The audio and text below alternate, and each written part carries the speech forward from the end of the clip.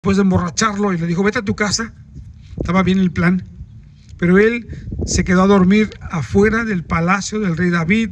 Y en la mañana le dijo al rey: ¿por qué no te fuiste a tu casa?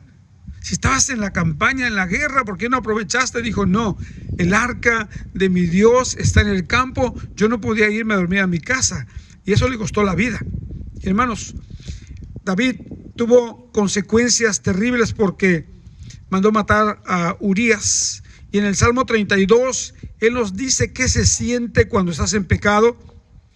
Dice: bienaventurado aquel cuya transgresión ha sido perdonada y cubierto su pecado. Bienaventurado el hombre a quien Jehová no culpa de iniquidad. Hay dos palabras aquí. En el versículo 1 encontramos la palabra pecado, y en la segunda palabra, en el versículo 2, encontramos la palabra iniquidad. Déjame explicarte esto. Dice David: mi pecado confesé y no encubrí mi iniquidad. Del versículo 5, Salmo 32, versículo 5, la lectura bíblica dice: mi pecado te declaré y no encubrí mi iniquidad. ¿Sabe cuál fue el pecado de David? Adulterar con Betsabé. Él estaba casado, tenía más de una esposa. Pero la iniquidad fue mandar matar a su soldado. Cometió injusticia, además del pecado que había cometido. Entonces, hermanos, el hombre tiene que orar al Señor, dice el versículo 6. Por esto orará a ti todo santo en el tiempo en que pueda ser hallado. Y hermanos, es que estamos en la carne. No es un pretexto para decir: que acabo estamos en la carne. No, cuando caminamos en este mundo, es como cuando vas a una tienda y el piso está mojado. Hay un letrero que dice: cuidado, precaución, danger, piso resbaloso. Y usted no corre, usted camina despacito. Se dice que una joven de 14 años pidió permiso a su papá de que lo dejara ir a una fiesta de su escuela, una fiesta donde iba a haber cosas que no eran convenientes para su vida espiritual. Y le dijo el papá: no te conviene, hija, porque habrá cosas que aunque tú no las fumes o no las inhales o no las pruebes, te van a contaminar. Y el papá trabajaba en una mina de carbón y le dijo: mira, te voy a dejar ir, pero acompáñame a mi trabajo. La vistió de blanco, como si fuera una quinceañera, como si fuera una novia, y la metió y le dijo: no toques nada para que no te ensucies. Entonces entraron a la oficina del hombre, la niña ni siquiera se sentó, estuvieron ahí un tiempo, salieron, y cuando salió el vestido estaba lleno de cenizas. Y le dice: ¿qué pasó, hija? No, yo no toqué nada. Entonces, ¿cómo fue que te ensuciaste? Es que estaba en la mina y hay mucho hollín, muchas cenizas. Exactamente eso pasa cuando vas a una fiesta mundana que no debes estar. Cuando te metes a una página de internet que no debes de estar mirando. Ahora es tan fácil que aparecen por todos lados fotografías. Antes Facebook no tenía esas vicisitudes. Pero pareciera que la locura está comiendo el corazón de los jóvenes porque han perdido la vergüenza. Así que, hermanos, el santo, dice el versículo 5, debe confesar sus transgresiones, su iniquidad a Dios, y Él perdona la maldad de su pueblo. Ahora, Él es el refugio del rey David. El tema de hoy es: libres de la influencia del pecado. En el libro de Proverbios, ahora hablamos del hijo de Salomón, hermano de aquel niño que murió por causa del pecado. Escribe en el capítulo 28, versículos 12 al 14, en la versión lenguaje actual: el triunfo de los justos siempre es motivo de fiesta. El triunfo de los malvados espanta a todo el mundo. Quien esconde su pecado jamás puede prosperar. Quien lo confiesa y lo deja, recibe el perdón. Vamos a analizar estos puntos. Cuando una persona justa es bendecida y tiene triunfo en la política o en los negocios, pues es motivo de mucha alegría. Pero cuando un malvado llega al poder o tiene riquezas, entonces la gente tiembla porque hay un dicho de este mundo que dice que Dios no le da alas a los alacranes porque pican. Y hermanos, si una persona esconde su pecado, nadie lo está viendo. Integridad es lo que tú eres, lo que tú piensas, lo que tú haces cuando no hay nadie que te pueda ver. Eso es integridad. Delante de la gente somos tan buenos. Dios la bendiga, hermanita. Dios le bendiga, hermanito. Pero cuando estamos solos, es cuando viene el enemigo a querer tentarte. No caigas. Hermanos, dice aquí, quien esconde su pecado jamás puede prosperar. Quien lo confiesa y lo deja, recibe el perdón. Dios bendice a quienes lo bendicen, pero los necios caen en la desgracia. Estaba escuchando el testimonio de un pastor que decía que un joven de la iglesia donde él pastoreaba dejó de ir a la iglesia porque una joven cristiana, madre de unos niñitos, murió de muy corta edad. Y él estaba tan decepcionado que ya no quería ir a la iglesia. El pastor fue a visitarlo y le dice: ¿por qué no quieres venir? No, es que ¿por qué Dios se lleva a los buenos? Entonces dice este pastor: pues dale gracias a Dios de que se lleva a los buenos primero, porque los que creen en Cristo, ¿a dónde se van, hermanos? Al cielo. Y los que no creen en Cristo, ¿a dónde se van a ir? Al infierno. Así que les da oportunidad de que se arrepientan. Hace años les conté una historia de una iglesia donde llegó un pastor, una iglesia muy fiel, tenía 7 diáconos ya mayores, todos muy fieles en el servicio, muy amorosos, fieles diezmeros. Y en la primera semana murió uno de ellos. Hicieron el funeral y al siguiente mes murió otro de los diáconos. Hicieron el funeral y entonces había algunos hermanos que no eran tan fieles en el diezmo y eso ni gripa les pegaba. Entonces el pastor le dice al Señor: Señor, llévate uno y uno. No, dice, no, esos yo los quiero. Hermanos, vamos a ser santos para Dios. Dios bendice a quienes lo obedecen, pero los necios caen en la desgracia. El profeta Jeremías, en el año 700 y tantos de la era antes de Cristo, nos presenta lo que Dios está diciendo. Jeremías capítulo 31, versículos 18 al 20, versión Dios habla hoy. Dice Dios: he oído al pueblo de Efraín quejarse amargamente. Hazme volver a ti. Dijo antes: soy como una mula que no tiene riendas, pero tú me enseñaste a ser doméstico. Dice: hazme volver a ti, pues tú eres el Señor mi Dios. Yo me aparté de ti, pero estoy arrepentido. Esa palabra, arrepentimiento. He reconocido mi pecado y me doy golpes en el muslo cuando cometes un error. Cuando vas manejando distraído, agarras el teléfono y chocas y luego te pegas en la pierna. ¿Por qué tenía que haber hecho eso? Cuando pecas delante del Señor y sientes vergüenza, dices: no, yo no quiero volver a fallar, Señor, ayúdame. Dice: me doy golpes en el muslo, me siento avergonzado y humillado por los pecados de mi juventud. Y hermanos, hay una liberación espiritual que viene como resultado de ese arrepentimiento delante de Dios. El apóstol Pablo nos dice en la segunda carta a los Corintios, en el capítulo 7, versículo 10, dice: porque la tristeza que es conforme a la voluntad de Dios produce un arrepentimiento que conduce a la salvación, sin dejar pesar. Esa palabra me gusta. ¿Sabe qué es el pesar? Ay, cómo me pesa, cómo me arrepiento, qué remordimiento tengo de que no contesté bien. Sin dejar pesar. Pero la tristeza del mundo produce muerte. Y hermanos, esa fue la actitud del rey David en el Salmo 32, cuando escribe lo importante que es confesar nuestros pecados delante de Dios. Santiago, pastor de la iglesia primitiva, le dice a los hermanos: si alguno está enfermo, llame a los ancianos de la iglesia, capítulo 5, y oren por él, ungiéndole con aceite en el nombre del Señor. Y si hubiere cometido pecados, le serán perdonados. La oración eficaz de justo puede mucho. Y hermanos, es la forma en la que tenemos que entender que somos llamados a una vida de santidad. Tenemos que entender que dice la palabra, si está enfermo, bueno, llamen a los ancianos, oren por él.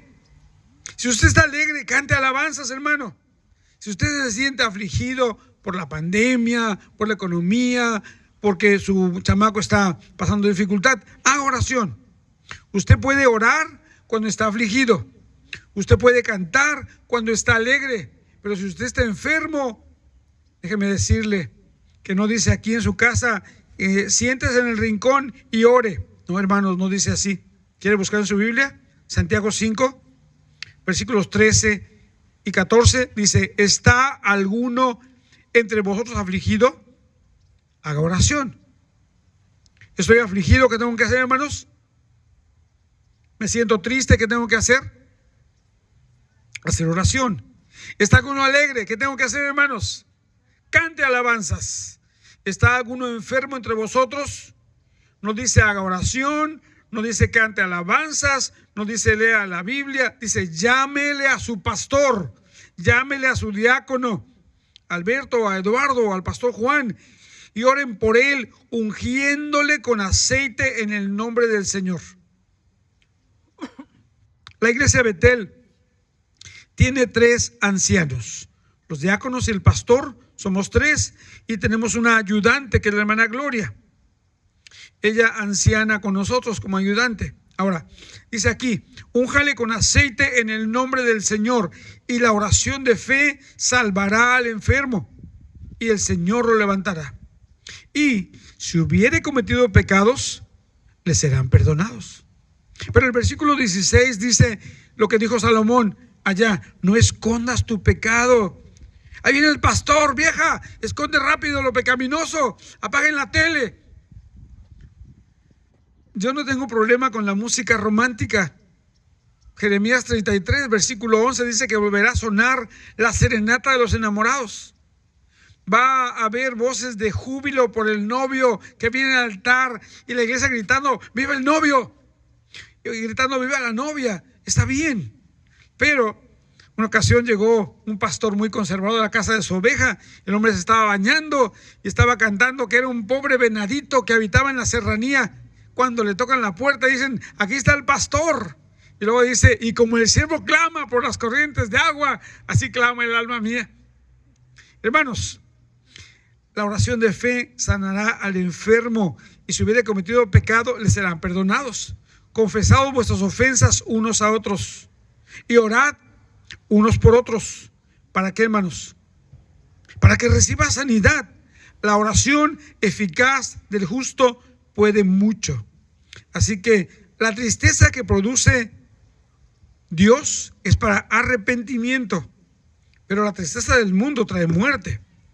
En Hebreos, en el capítulo 12, versículos 1 y 2, hemos estado hablando del tema ya en días pasados, dice, fijémonos entonces, dice la versión Palabra de Dios para Todos, fijémonos entonces que nos rodean muchísimas personas que demostraron su fe. Corramos sin fallar la carrera que tenemos por delante. Quitemos de nuestra vida cualquier cosa que nos impida avanzar, especialmente el pecado que nos hace caer tan fácilmente. Mire lo que dice la Biblia. No es cierto que eres fuerte. Yo no soy fuerte. Yo aprendí que no soy fuerte, por eso tengo que estar con los ojos puestos en Jesús, mi Señor. Dice aquí,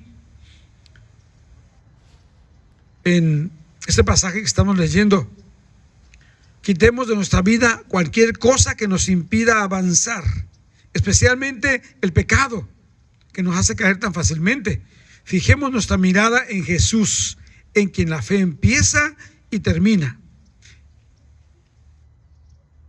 En vez del gozo que podía haber tenido, sufrió la muerte en la cruz y aceptó la humillación como si no fuera nada.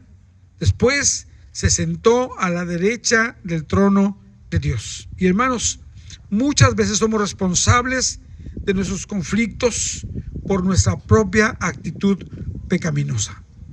Somos tan delicaditos que no importa qué nos digan, ya estamos enojados. Nos gusta decir cosas de broma, pero no aceptamos que nos digan nada. Tenemos problemas espirituales, así que nos ofendemos de cualquier cosa. Confundimos a una persona que que dice, no, es que yo soy muy introvertido. Ah, es que él es muy santo. No, hermanos. Puede ser que sea calladito en la iglesia, pero si usted revisa el Facebook, se entera de que no es tan calladito.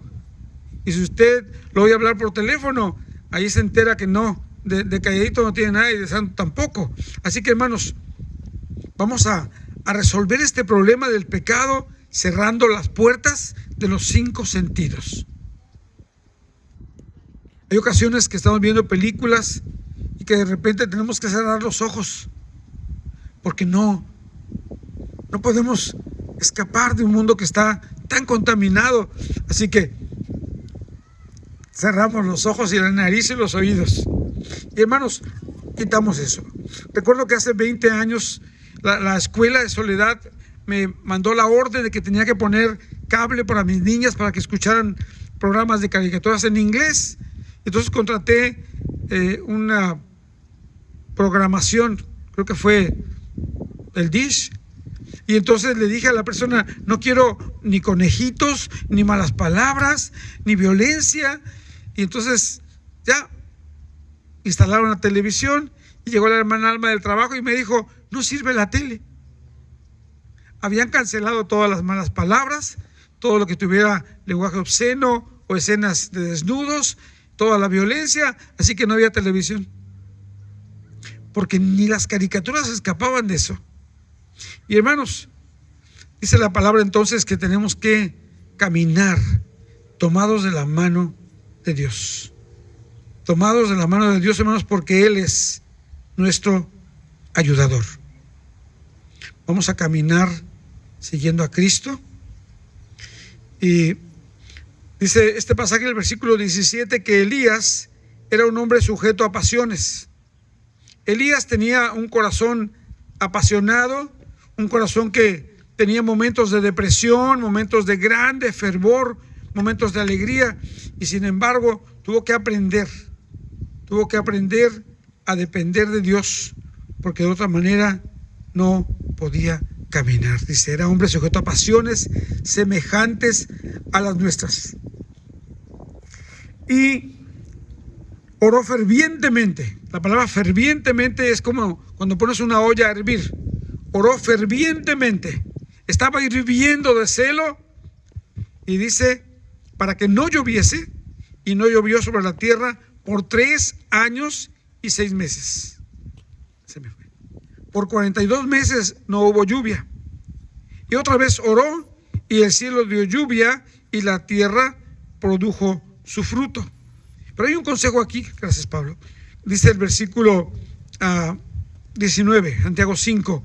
Si alguno de ustedes se ha extraviado de la verdad y alguno le hace volver, sepa que el que haga volver al pecador del error de su camino salvará de muerte un alma y cubrirá multitud de pecados. Ahora, ¿qué es salvar de muerte un alma? No está hablando de la vida espiritual, está hablando de tus sentimientos, de tu voluntad, de tu razón, que pasa por mucho dolor. Pero hermanos, hay esperanza para el creyente. Cuando buscamos de manera fiel obedecer la palabra, si inmediatamente reconocemos nuestra parte en el conflicto, entonces debemos recordar que Dios ya proveyó el camino para el perdón. Él dijo, ustedes van a orar así y perdónanos, como también perdonamos las ofensas a los que nos ofenden. Dice otro evangelista, y dijo, perdona sus pecados, como perdonamos a los que nos ofenden. Y dice Jesús, porque si no perdonas, entonces quieres que te castiguen.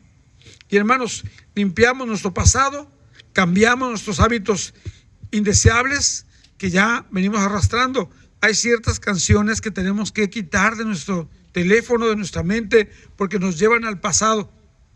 De repente una canción, un perfume, una melodía, y ya te llevó a un recuerdo pecaminoso. Hay que quitar eso.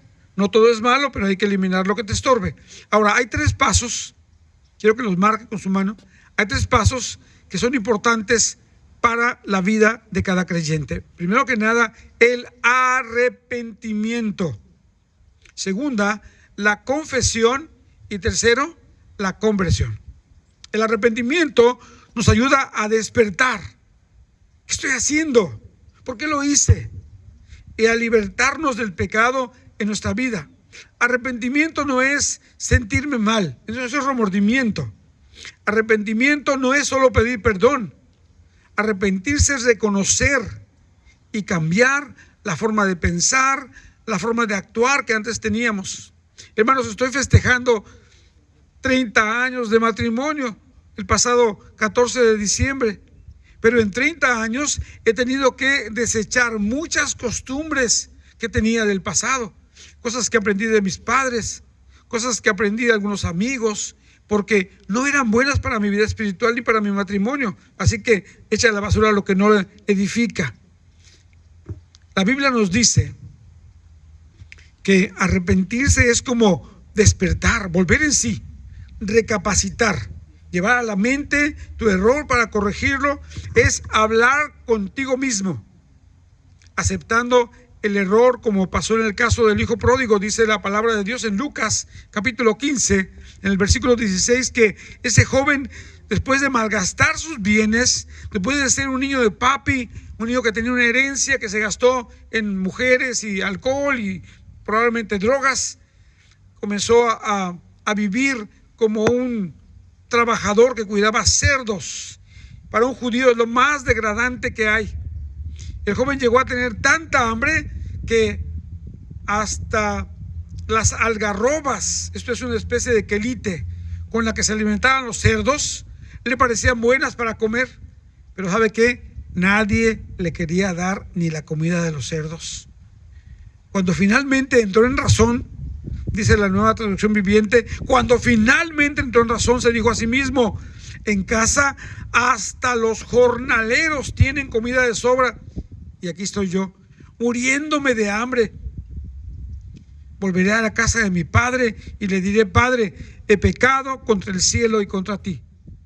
No sé si les he contado más de 17 veces esta historia, pero cuando era adolescente yo cuidaba los cerdos de casa. Teníamos puercos, teníamos borregos, teníamos caballos, una vaca, teníamos chivos. Llegamos a tener 500 conejos. Así que cuando digo que el hijo pródigo cuidaba cerdos, a veces me descubro oliendo mis manos a ver si todavía huelen, porque es un olor que se penetra y apesta. Hermanos, este hombre dijo: en la casa de papá hasta el último de los trabajadores tiene más comida que yo. Ya sé qué voy a hacer. Voy a volver a la casa de mi padre y le diré: Padre, he pecado contra el cielo y contra ti. Dice la versión Reina Valera 60, me voy a levantar y voy a ir. Hay mucha gente que dice: voy a buscar un mejor trabajo. ¿Lo has dicho?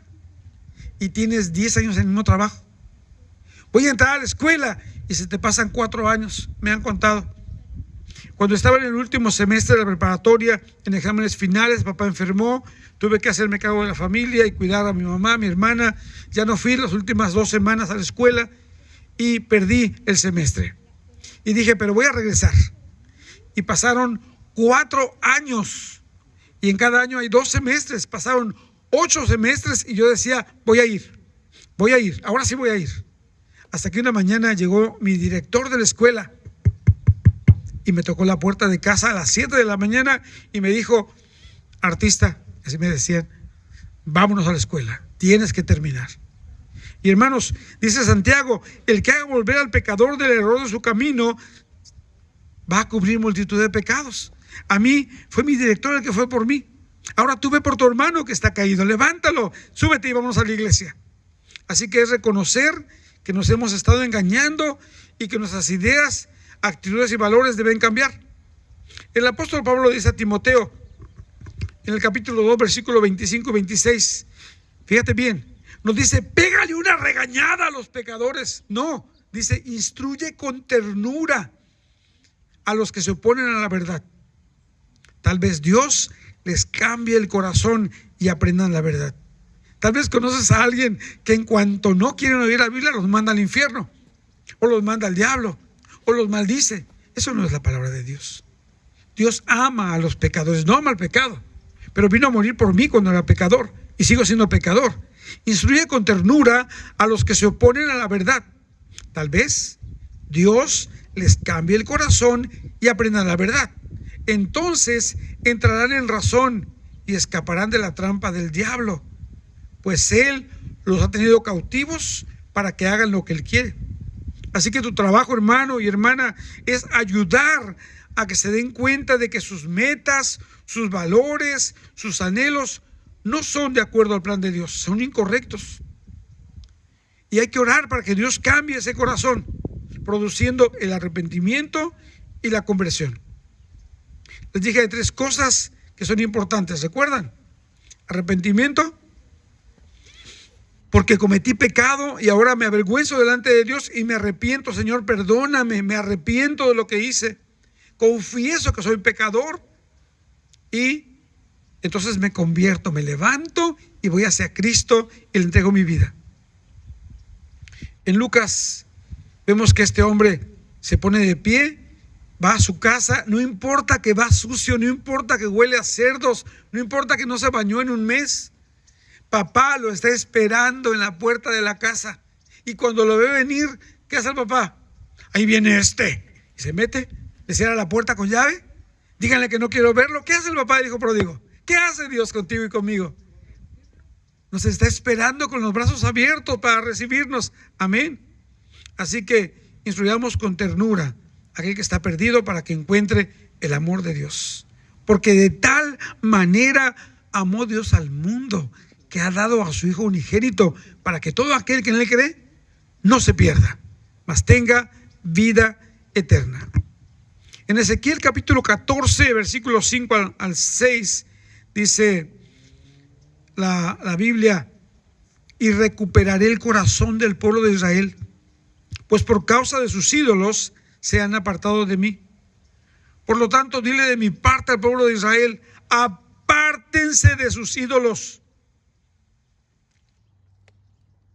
Hay una conversión ahí. Apártense de sus ídolos y vuélvanse al Señor su Dios. Vuelvan en la espalda a todas sus acciones repugnantes. David le dije que tenía un corazón como el corazón de Dios. Y sin embargo, si lo comparamos con la santidad de Cristo, sus mejores obras eran trapos de inmundicia, como los trapos de un mecánico que limpió el piso después de todo un día de trabajo. Horribles. Pero comparado con nuestros pecadores, pues era muy bueno. Hermanos, delante de Dios, ninguno es bueno.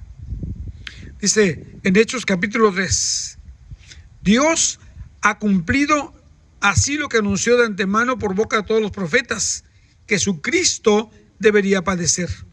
Por lo tanto, arrepentíos y convertíos, para que vuestros pecados sean borrados. Y me da mucha vergüenza escuchar tantos sermones donde te dicen: no te preocupes, tu mejor vida comienza hoy.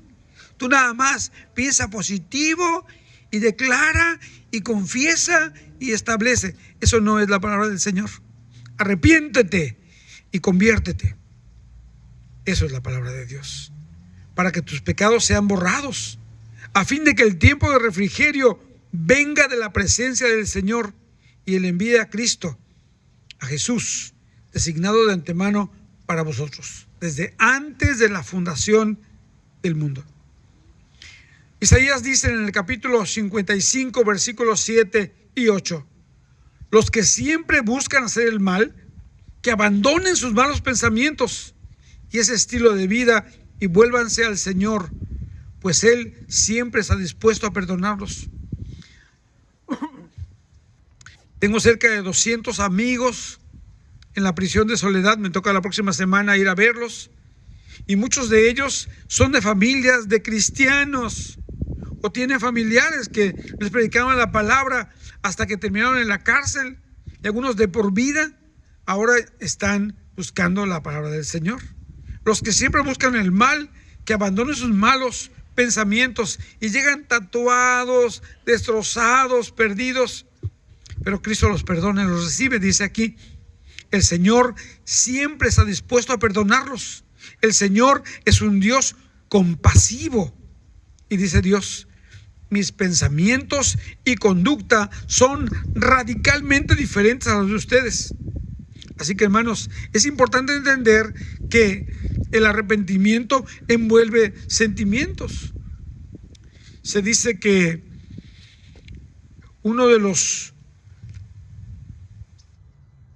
padres de la iglesia primitiva, escribió enfrente de su cama el Salmo 32.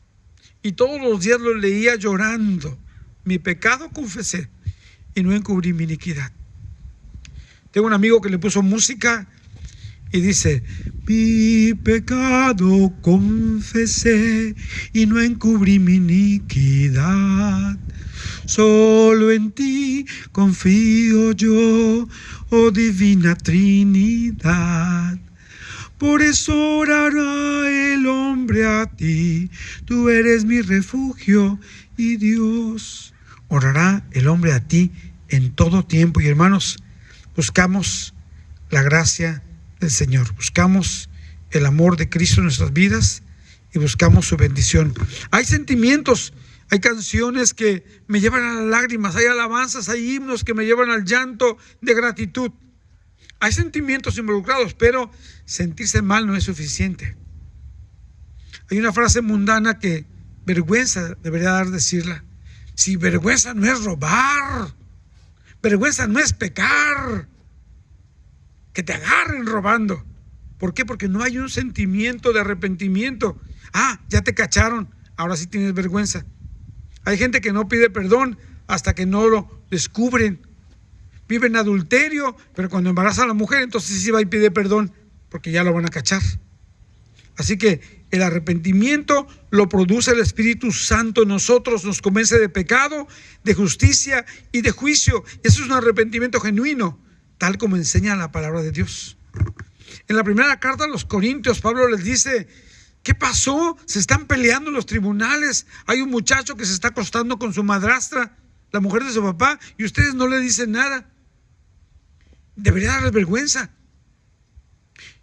¿Que no saben que los borrachos no van a entrar al reino de los cielos? Ni los maldicientes, ni los ladrones, ni los mentirosos, ni los afeminados, ni los homosexuales que se echan con varones. Pero la segunda carta les manda a decir lo siguiente, capítulo 7, versículos 8 al 10. Dice: ya no me pesa haberles mandado aquella carta, la primera a los Corintios, aunque durante algún tiempo me dolió pensar en lo doloroso que debió haber sido para ustedes. Ahora me alegro de haberle enviado, no porque les dolió, sino porque aquel dolor los condujo al arrepentimiento. El dolor que sintieron es el que Dios desea que su pueblo sienta, y por lo tanto no les hice daño. Dios a veces permite que nos vengan tristezas para impulsarnos a apartarnos del pecado y tener la salvación. Jamás debemos quejarnos de esta tristeza, pero las tristezas del mundo solo producen muerte. Dice Pablo: tienes que entender que Dios pone en ti ese sentimiento de arrepentimiento y ese dolor. Dice el rey David: mientras callé, se envejecieron mis huesos en mi gemir todo el día. David había entendido lo que era perder el gozo de su salvación y le dice a Dios: no me quites el gozo de tu salvación. Señor, perdóname. Y hermanos, hemos estado hablando acerca de José. Voy a terminar con esto. José, el soñador. Dice Génesis 39 que un día la mujer de Potifar era un general de la guardia del faraón. Safnat Panea era el nombre de José. Y un día la mujer de Potifar, su dueño, comenzó a fijarse en el joven José, que era muy guapo. Se enamoró de él y lo invitó a tener relaciones sexuales con ella. Pero José se rehusó a hacerlo y le dijo: señora, mi amo confía en mí en todo lo relacionado con su hacienda. Él me ha dado toda su autoridad. No me ha prohibido ninguna cosa, solamente sobre usted yo no tengo ningún derecho, pues usted es su esposa. ¿Cómo podría yo hacerle una maldad tan grande como esta? Habla de su patrón. Sería un pecado muy grande contra Dios. Fíjese bien, no podemos ofender al ser humano y no podemos pecar contra Dios. Así que si José hubiera olvidado quién era, no hubiera terminado en la cárcel, hubiera terminado en la tumba. Tuve un negocio de comida y había un hombre que nos proveía la carne, era un carnicero, y un hermano de la iglesia le recomendó que dejara de andar con una mujer casada. Quitamos el negocio, dejamos de verlo, y años después lo encontramos, ya no tenía su carnicería, estaba en silla de ruedas, el esposo de la mujer le metió un balazo en la columna, no para matarlo, para dejarlo paralítico. Y hermanos, el pecado trae consecuencias, pero cuando nos arrepentimos, dice la palabra de Dios, en 2 de Crónicas, capítulo 6, versículo 37, dice: si en la tierra que fueron llevados cautivos ellos recapacitan y se vuelven a ti, y si en el país de su cautividad oran y dicen: hemos pecado, hemos actuado de manera inicua e impía, si allí en el país donde los llevaron cautivos se vuelven a ti con todo su corazón y con toda su alma, y oran hacia la tierra que les diste a sus padres, hacia la ciudad que tú elegiste, es Jerusalén, hacia el templo que he edificado a tu nombre, dígnate a escuchar desde los cielos, desde el lugar donde vives, su oración y su ruego, defiende su causa y perdona a tu pueblo cuando peque contra ti. Por eso, hermanos, el arrepentimiento envuelve mucho más que sentirse mal. Es un cambio de pensamiento, un cambio de actitud, es un cambio de conducta. Cuando usted comienza por 15 días a orar, a leer la Biblia, a alabar al Señor, después de 15 días de hacerlo de manera constante, usted ya no va a poder dejar de hacerlo. Se vuelve parte de su vida. Así que no sea como un novillo sin domar. Vamos a orar, hermanos, vamos a tomar la cena del Señor. Voy a invitar a mi hermano Pablo. Hermano Pablo, venga para que nos ayude.